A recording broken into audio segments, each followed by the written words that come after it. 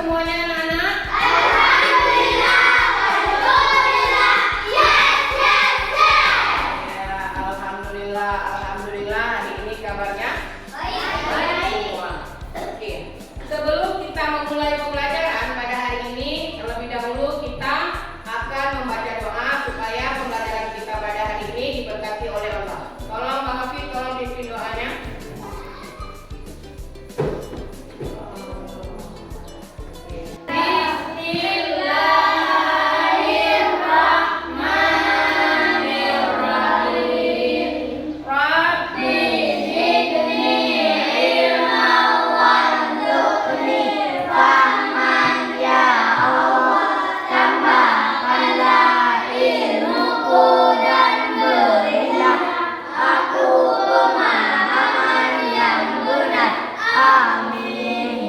Alhamdulillah, terima kasih Bang Hafid telah memimpin doa pada hari ini. Tadi Bu absen dulu ya. Iya, Ara Al-Fadil, Aisyah Kumaira, Amelia Latisa. Amel ada? Oh ya, sakit atau izin atau apa? Oh sakit. Anora Rizkia, Arifona, Cuk Putri, sakit. Al-Faidil, Fitra Andela, Hafiz Rahman, Kaila Bakir, Ria Mozatul Fitri, M. Syamil, Nova Afar, hadir. Oke, hadir. Alhamdulillah. Semoga yang sakit, semoga Allah berikan cepat sembuh. Pada minggu lalu kita telah belajar tentang apa itu pengertian daripada coding. Kita telah belajar apa itu pengertian daripada coding. Coding itu bisa kita lakukan dengan komputer dan juga bisa juga kita tidak menggunakan komputer. Ya. Oke, pada hari ini kita akan melanjutkan pembahasan yaitu tentang berpikir komputasional. Berpikir komputasional. Tujuan pembelajaran kita pada hari ini, apa tujuan kita pembelajaran hari ini? Mengetahui pengertian berpikir komputasional. Iya, kita harus mengetahui, anak-anak ibu harus mengetahui apa itu pengertian berpikir komputasional. Kemudian kedua, tujuan pembelajaran kita pada hari ini yaitu menerapkan langkah-langkah berpikir komputasional. Berpikir komputasional ada beberapa prinsip. Yang pertama yaitu dekomposisi, yang kedua pengenalan pola, yang ketiga abstraksi, yang keempat algoritma. Berpikir komputasional. Ada yang tahu apa itu berpikir komputasional? Berpikir komputasional itu apakah kita harus menggunakan komputer? Tidak. Tidak. Bisa juga dengan cara tidak menggunakan komputer. Bisa juga kita menggunakan komputer. Berpikir komputasional yaitu cara berpikir untuk menyelesaikan masalah secara logis dan juga sistematis seperti yang dilakukan oleh komputer. Berpikir komputasional, kita harus berpikir seperti komputer. Langkah-langkah berpikir komputasional itu ada empat. Yang pertama, dekomposisi. Yang kedua, pengenalan pola. Yang ketiga, algoritma. Yang keempat, ya, abstraksi. Ada berapa? Yang pertama apa, Mas Samir? Dekomposisi. Yang kedua, pengenalan pola. Yang ketiga, Bang Hafid, algoritma. Yang keempat, Kanela, abstraksi. Coba kita tanya sama yang lain. Bang Fadil, yang pertama apa? Dekomposisi. Yang kedua, Bang Afkar, pengenalan pola. Yang ketiga, Kak Aisyah, algoritma. Yang keempat, Kak Kaila, abstraksi. Oke, berarti ada empat. Yang pertama, dekomposisi. Yang kedua, pola. Yang ketiga,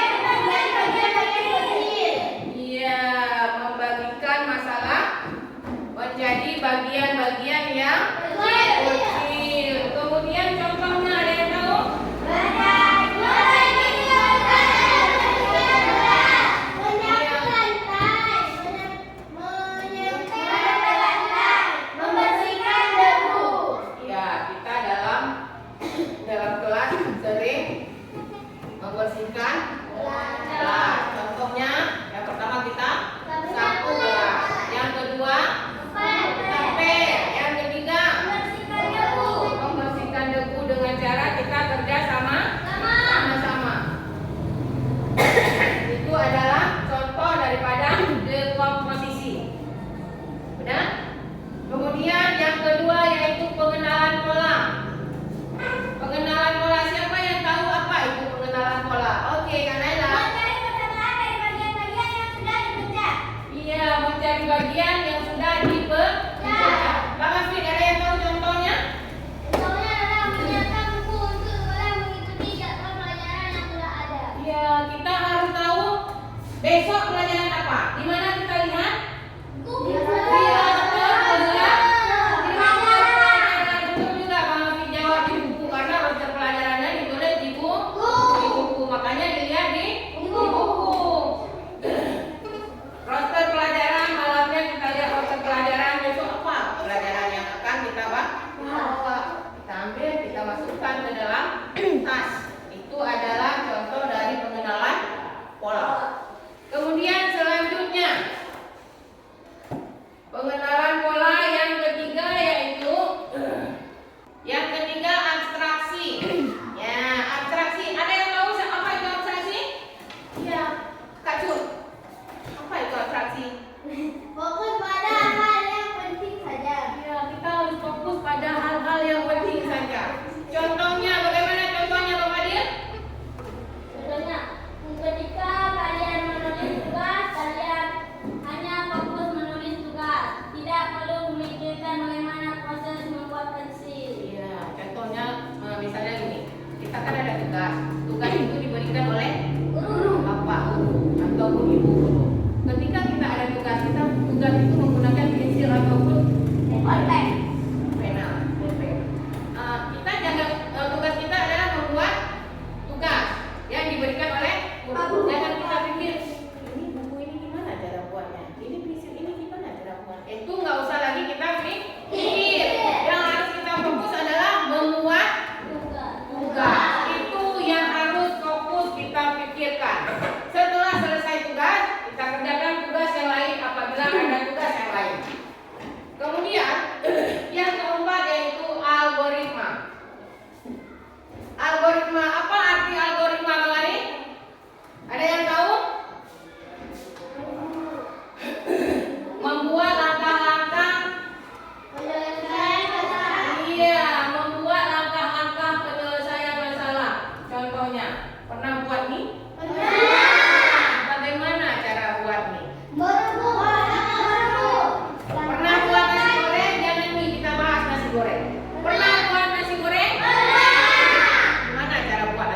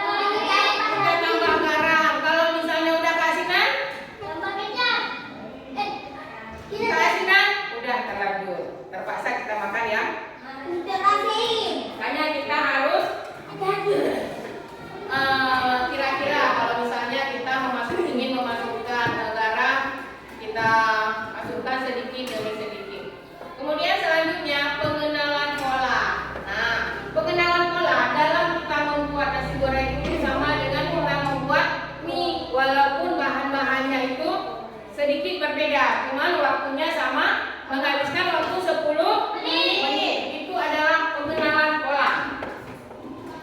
Selanjutnya, pengenalan pola ini sama dengan membuat mie seperti katakan tadi. Yang ketiga, yang keempat yaitu abstraksi.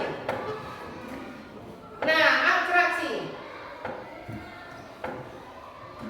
Kita membuat apa di sini? Membuat nasi goreng.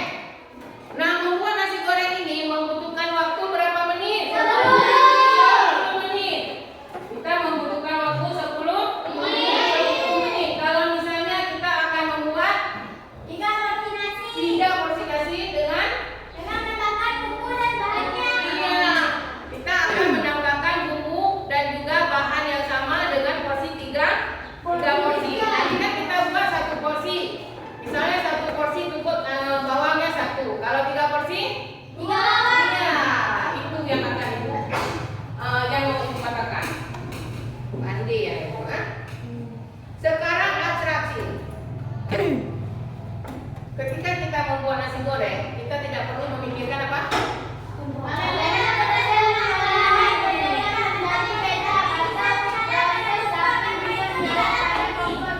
Iya, ketika kita akan membuat nasi goreng, kita harus fokus pada membuat nasi goreng. Jangan fokus kepada ini kecap gimana cara buatnya, kenapa ini kecap kita.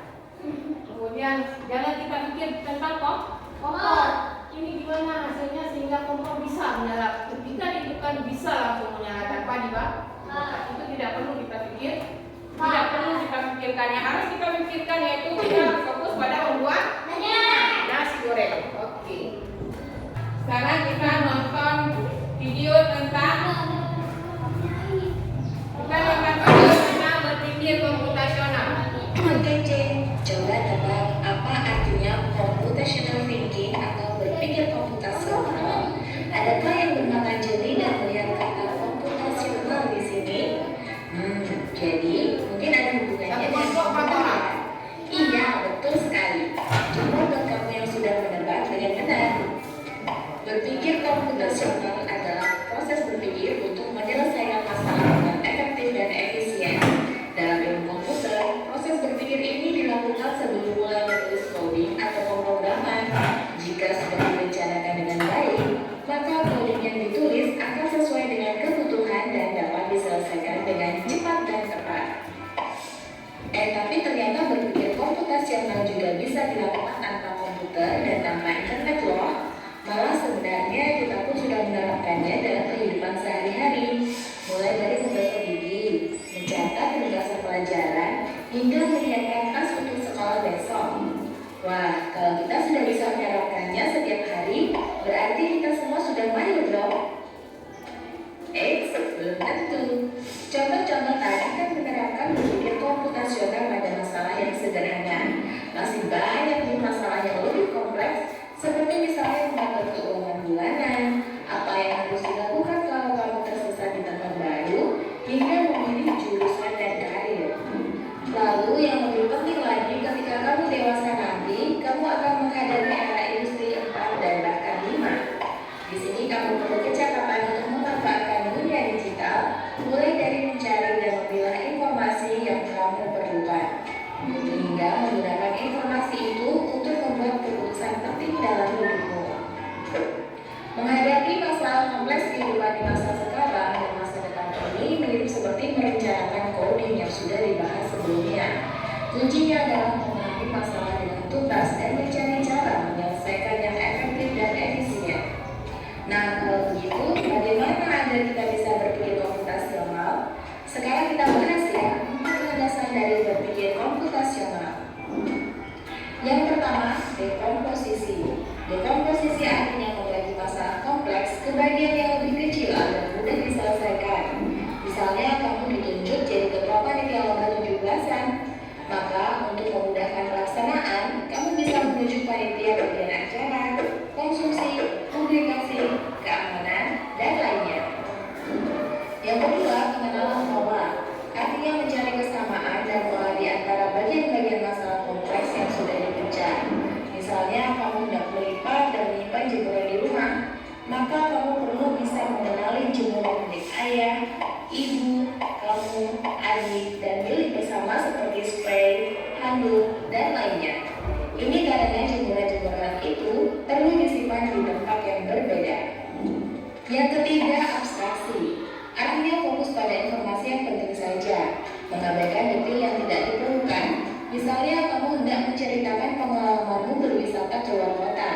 Tentunya kamu mengalami banyak hal dari mulai berangkat di bus, berfoto bersama, makan di restoran, menginap di hotel, hingga perjalanan pulang. Tapi nggak mungkin kan kamu ceritakan semua kejadian dengan detail pada teman-temanmu. Pasti mereka bosan kalau kelamaan. Jadi kamu harus mencari beberapa kejadian yang menarik saja untuk diceritakan pada teman. Yang terakhir, algoritma. Artinya membuat langkah-langkah penyelesaian atau membuat aturan yang diikuti untuk menyelesaikan masalah. Misalnya kamu diberi daftar belanja di supermarket oleh ibu. Ada minyak goreng, telur, roti, sayur, dan kopi. Lalu kamu harus buru-buru karena ibu sudah mau memasak dengan minyak goreng itu. Nah, kalau seperti ini, satu cara yang efisien misalnya mulai dengan mengambil barang yang paling dekat dari pintu masuk hingga terakhir yang paling dekat dengan kasir. Nah, itu dia 4 landasan berpikir komputasional yang perlu diterapkan untuk memecahkan masalah yang kompleks. Lalu berikutnya, apakah ada cara untuk mengasah kemampuan berpikir komputasional? Tentu ada. Selain bisa coba kamu terapkan ke masalah sehari-hari, kamu bisa juga latihan soal untuk mengasahnya. Misalnya, gurumu akan memberikan soal-soal computational thinking di mata pelajaran matematika, bahasa Indonesia, dan IPAS dalam. Ya, berarti kesimpulannya yang kita ambil yaitu ada berapa? 4. Berpikir komputasional ada 4. 4. Yang pertama, dekomposisi. Apa arti dekomposisi? Membagi rangkaian menjadi bagian-bagian yang kecil. Iya. Kemudian selanjutnya yang kedua, Abstraksi. siapa arti abstraksi? Pada orang informasi yang lebih saja. Ya, yang ketiga, maafin apa?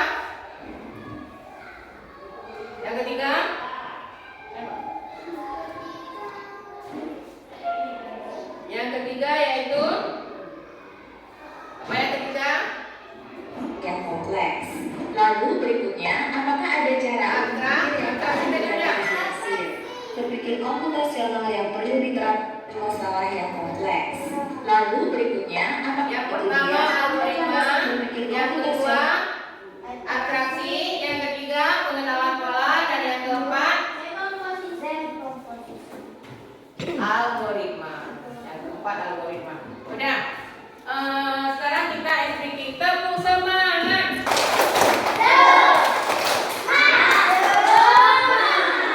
Oke. Sebelum kita melanjutkan, ini ada tugas kelompok. Tadi sudah bagikan kelompok menjadi 4 kelompok. 4 kelompok dalam satu kelompok kita berjumlah 3 orang.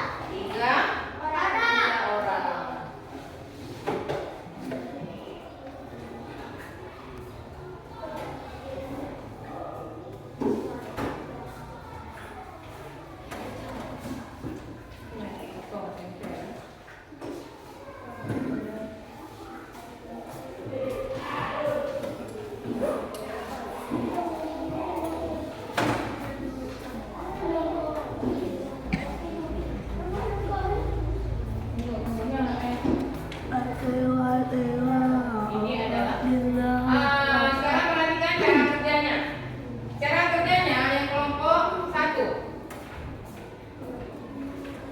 Yang kelompok 1, bagaimana cara kamu melakukan untuk membuat sebuah kopi? Ini kelompok 1. Tuliskan apa yang kamu lakukan ketika akan membuat kopi. Tulis yang pertama apa, yang kedua apa, yang ketiga apa. Kemudian kelompok 2. Kelompok 2.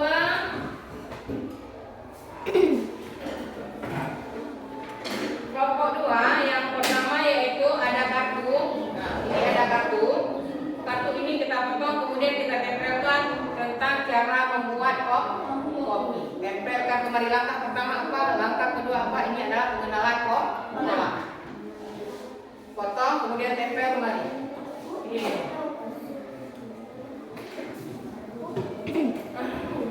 Kemudian kelompok 3, mana kelompok 3? Ya, kelompok 3.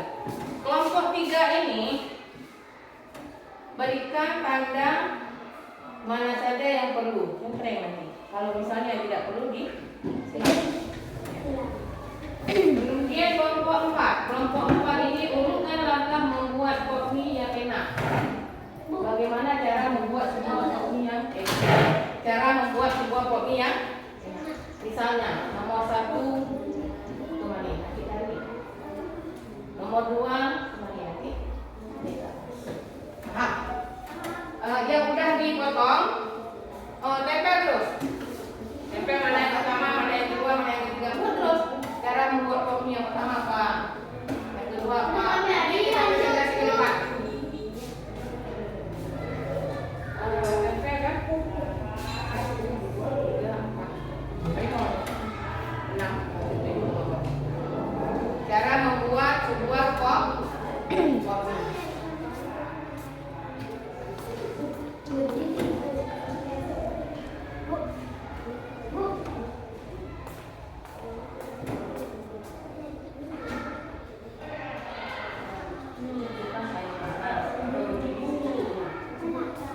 Buat kalau misalnya benar buat kemudian apabila salah kita akan nanti apabila sudah selesai kita akan acak seperti pembagian kelompok. Kalau ada yang sudah selesai kita acak seperti pembagian kelompok tadi. Tiga.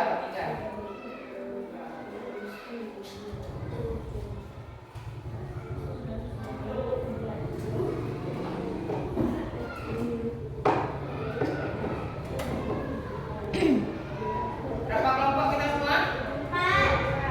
4.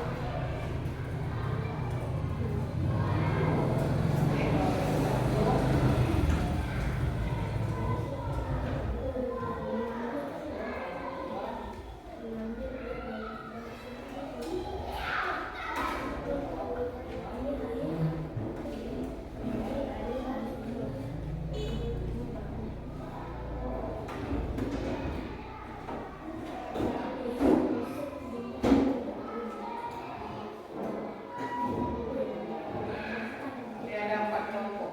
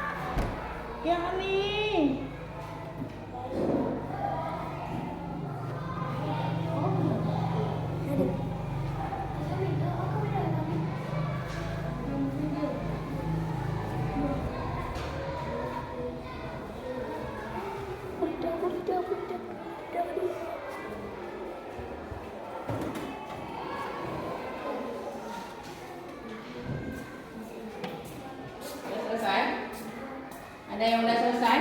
Ada.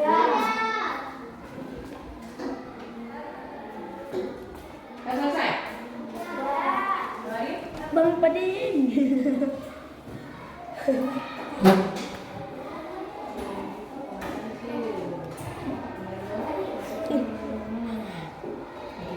Abang juga.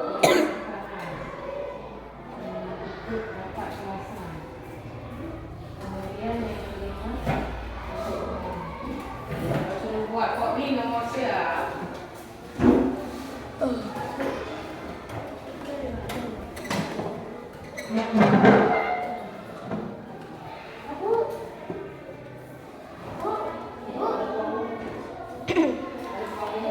Buku ada berapa?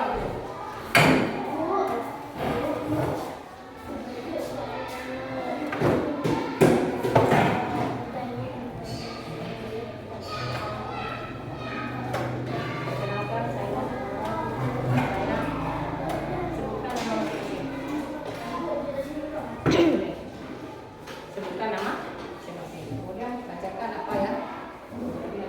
Ada yang udah siap? Hah? Udah. Sekarang kita ajak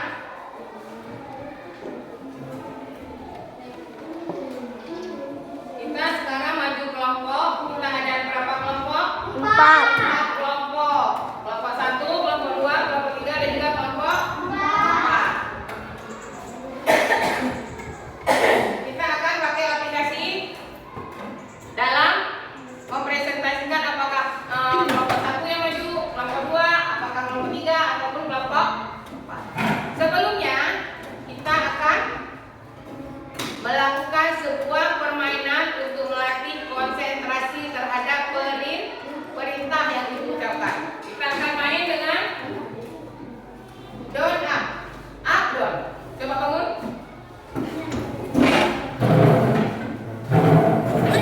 Cari kawan dua-dua. Benar. Ya. Udah? Dua, sudah. Udah? Tata caranya seperti yang Ibu katakan tadi. Yang pertama yaitu apa? Up. Kalau up apa? Naik. Kalau down? Turun. Kalau sit? Goyang. Kemudian kalau kum? Yes. Nah, paham ya? Sekarang kita mulai. Jangan lupa dengar instruksi dari Ibu, dengan perintah dari Ibu. Apabila Ibu bilang up, mari naik ke atas. Apabila down, mari turun ke bawah. Apabila shift, putar. Kemudian apabila tum,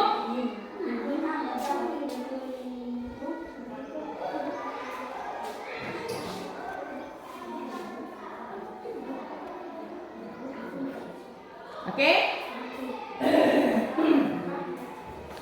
1, 2, 3 fokus ya. Up, down, up, down, up, shift, up, down,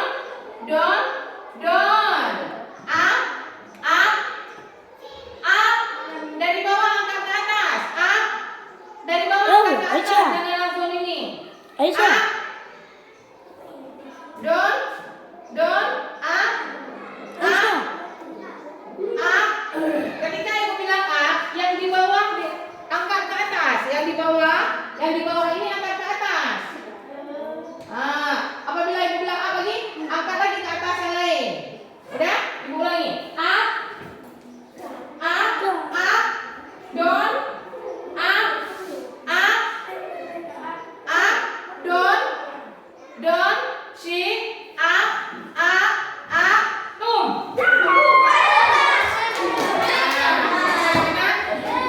Siapa yang kena? Iya.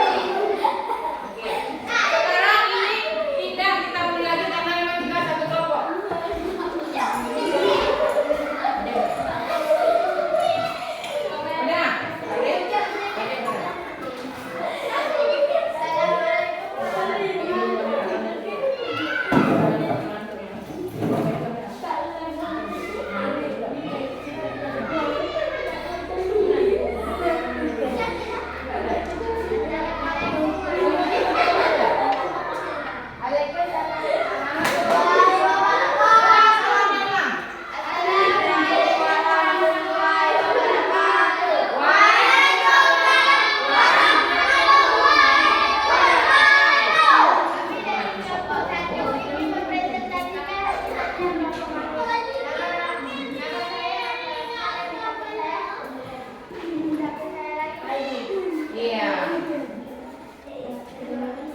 Bagaimana cara yang kamu lakukan untuk membuat roti yang sedap? Apa yang kamu lakukan agar roti ini bisa kamu nikmati? Mulai langkah di mana ini tersedia di rumahmu. Tulis di sini.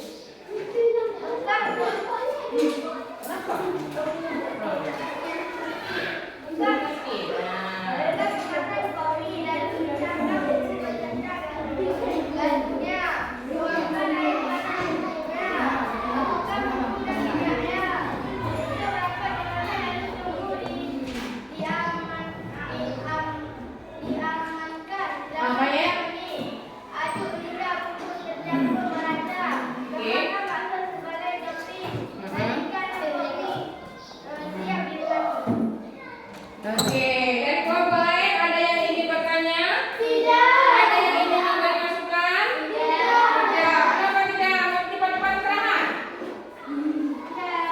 Udah? Udah. Assalamualaikum warahmatullahi wabarakatuh. Iya.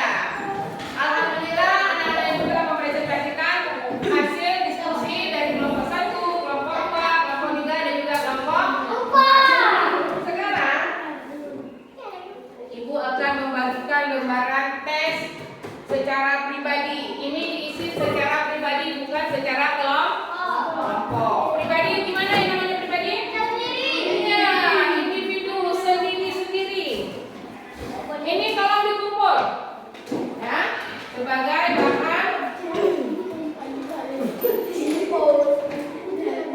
bahan portofolio. Jangan lupa tulis nama, kelas.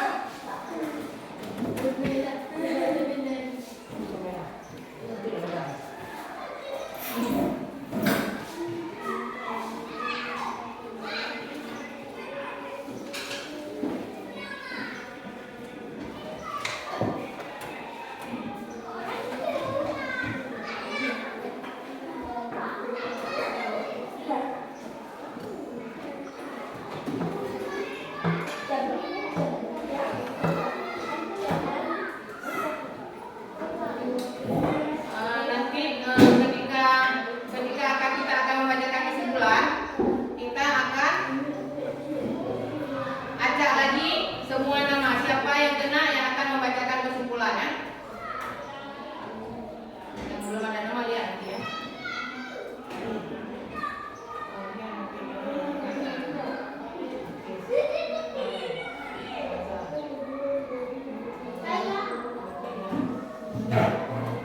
Abran.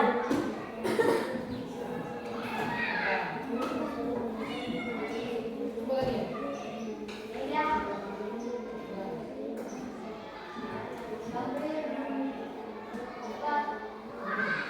Kemarin. Afwan.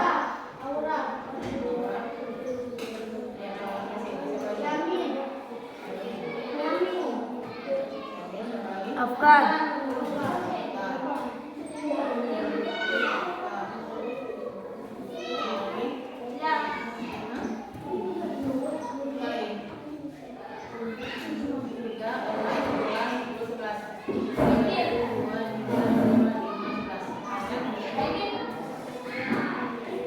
Ini 11, nanti kita undi untuk membacakan siapa?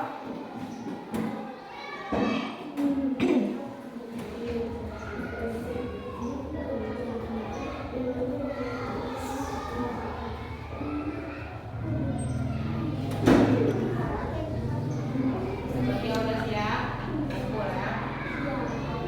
Kumpul sama ketua kelas 1 orang.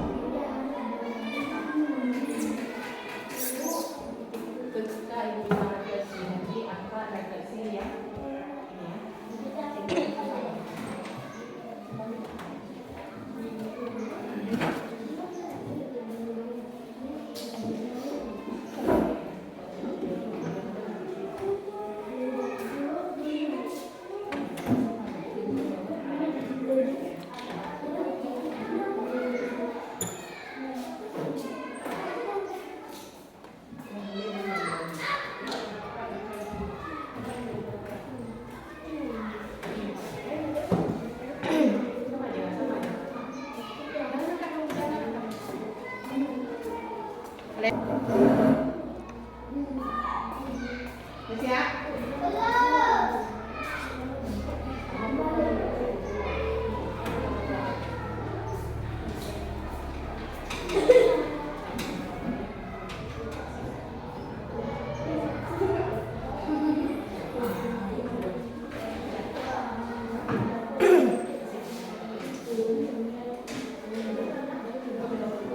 Tolong Mbak Novi kumpul semua sama kawannya.